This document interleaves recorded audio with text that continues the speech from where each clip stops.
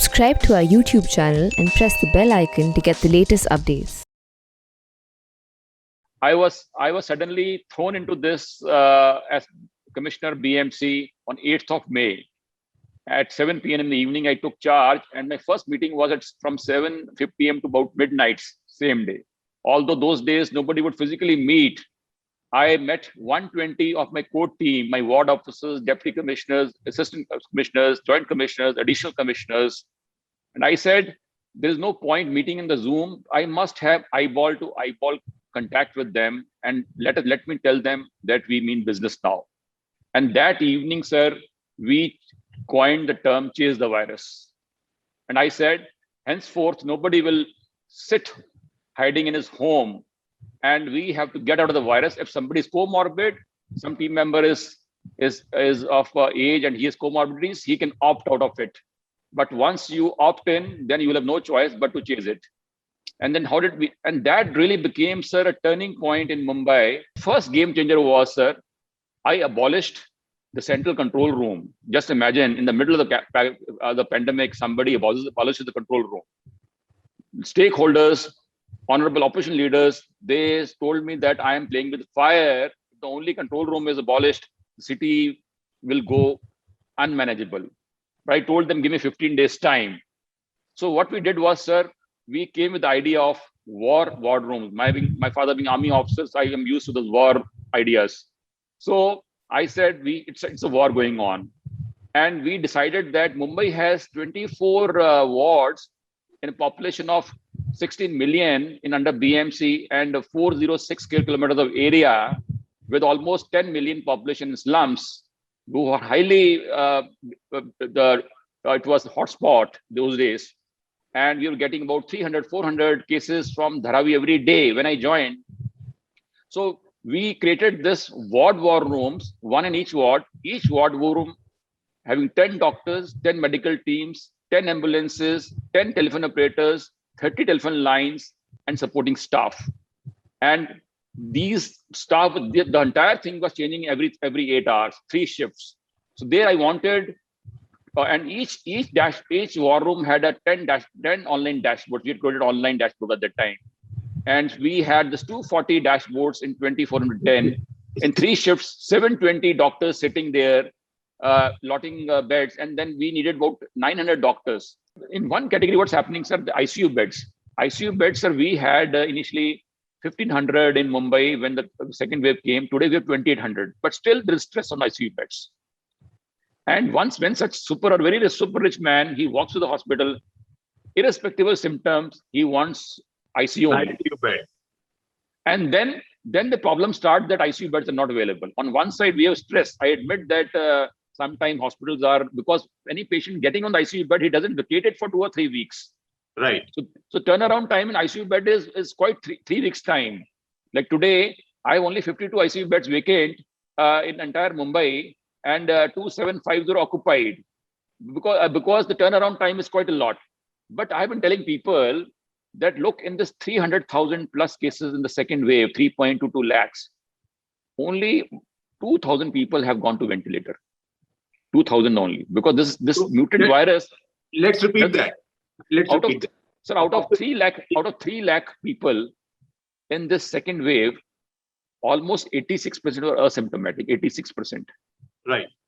And remaining 14%, which would be like 42,000 people, only 2,000 have gone to the ventilator stage. So if I may get the averages right, of the 3.2 lakh people who tested positive in the second wave, yes, only sir. 2,000 have needed the ventilator. Yes, correct. That is a little over 0.5%. Yes, sir. And now, sir, it is point, I would say, it is like very small portion, 2,003 lakh.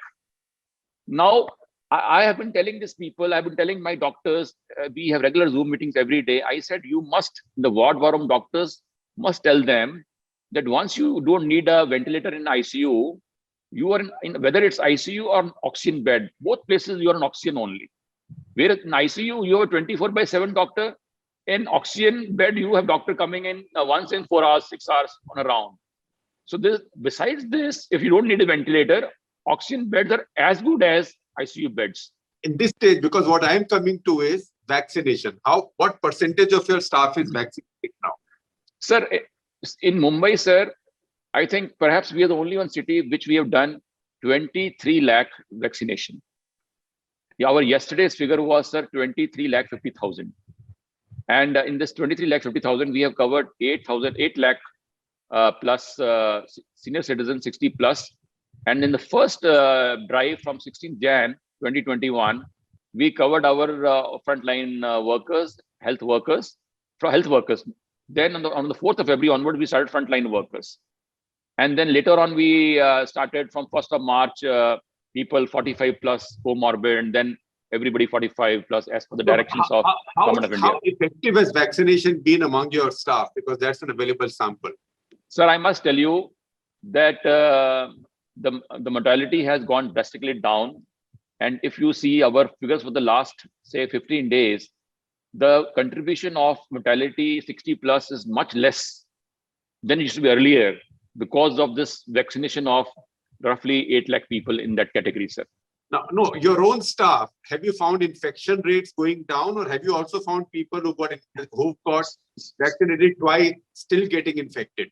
Sir, not even one person after 2 doses and 15 days after that, when you develop antibodies, not even one such case. Right. But I think that needs an applause. I hope the entire country watches this. That you have a staff of 108,000. Not a single person after 15 days have passed. After 15 days have passed, following the second dose has got infected. And people are getting, sir, vaccine after first dose. People are getting COVID after first dose, and some are getting immediately after second dose. But sir, they don't reach the ICU. Do you have enough vaccinations now? Enough vaccines? That's an issue. That's an issue. Earlier, as you know equally well, that the Government of India had monopoly over procurement and distribution of vaccine from the 2 companies, Serum and Hyderabad. And right from January 16 till today, whatever stock has come to us, it has come to us from Government of India. But now Government of India has very kindly issued instructions that from 1st of May, 50% procurement will go to state governments and through state governments, and 50% Government of India, which means that this 45 plus stock will come from Government of India, and 18 to 45, we will have authority that our state government can directly buy from these companies, or they can issue global bid and they can buy somewhere like Sputnik or somebody. So our Honorable Chief Secretary formed a committee, and we are planning for a global bid also. So this channel will open up now, but availability is an issue, and I hope it will be resolved in the coming times. The private sector in Mumbai, which is unlike in other cities of India, the major 35 hospitals, Breach Candy, Lilavati, Nanavati, Hinduja, Bombay Hospital, they surrendered all their 80% of their beds, 100% ICU to me on my dashboard. And they said, sir, we won't allot any bed, you do it for us. I see. And they, on 25th of May last year, the order came with their concurrence, with their support. And till today, that order is going on. 4,000 rupees for a COVID bed, 7,500 rupees for ICU bed, 9,000 rupees for ventilator bed, even in a place like Breach Candy. And they have taken a hit of 700 crore rupees in Mumbai, but still they are, with a smile, they're serving us. So they became our backbone of support. And now today, if a patient goes to a government hospital like Sion or KM or Nair, or goes to or Breach Candy, the bill is same. This is fantastic. Now, besides this, then 132 hospitals joined us in private sector, 35 major, and almost 97, 98 small nursing homes and private small hospitals. This became a big blessing to us. And the hospital said, sir, you directly lock the bed. And when the patient is coming in the ambulance, as per your allotment, our medical team goes straight on the bed. There is no formality that hospital is going to admit him, or they have no role left except treatment. So this is very unique to Mumbai. There is nobody waiting with a patient outside the hospital. Will you guarantee that? Sir, now in this, it was very well drafted order, which took me 2-3 days. I'll share this order with you. It's very exhaustive model order, in which I said, in exceptional cases, if somebody's condition is deteriorating, we'll just directly walk into the hospital, any hospital. They will admit him and they'll just inform us, and we'll update our dashboard. You are not out of beds as yet. Sir, so you will be surprised, sir. Today, when I'm talking to you, 5,500 beds, including almost 3,000 oxygen beds in Mumbai are lying vacant.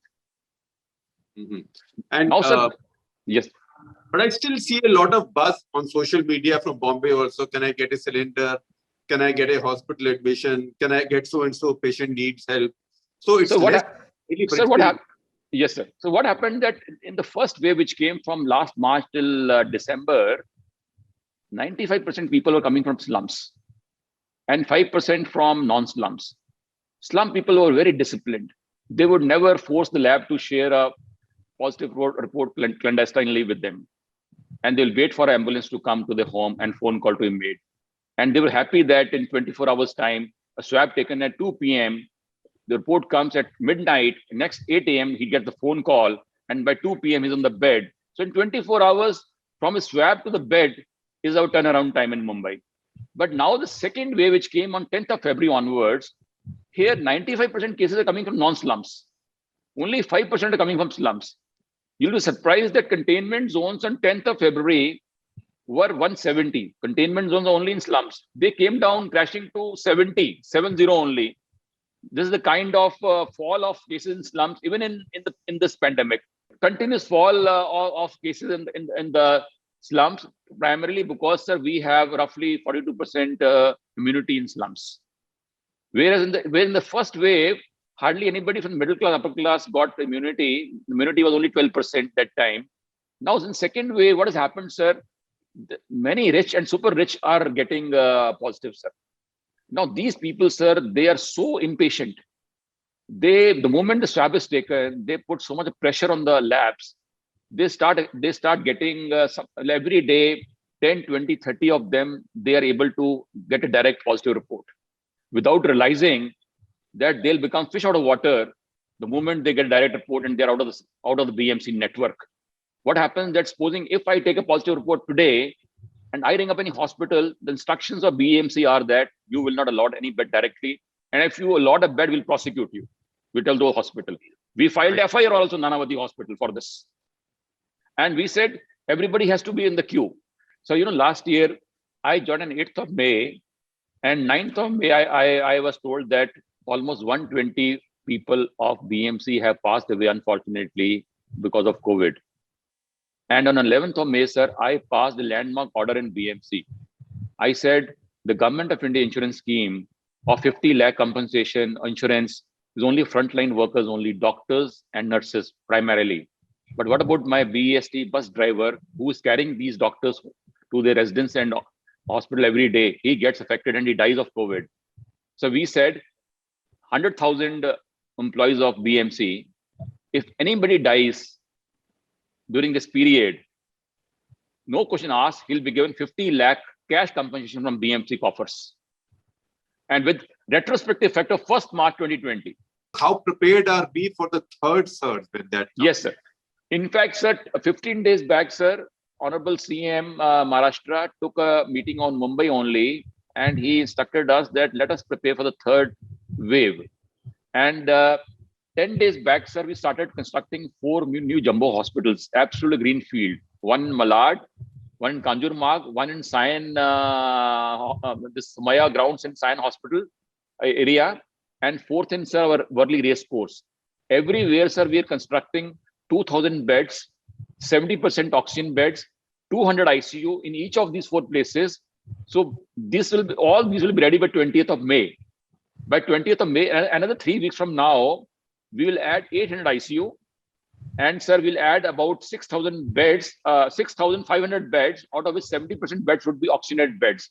And these 3 jumbos in Malad, Kanjurmarg, and sir, Sion, it will be having a capacity to add 2,000 beds each more if the need comes. So our dashboard, which is about 22,000 beds today, will go beyond 30,000 beds in 3 weeks' time. And we've already procured ICU material like ventilators and suction machines, monitors. The tendering started about 10 days back. And these 4 jumbos, which is coming up, each of them will have a oxygen plant, sir.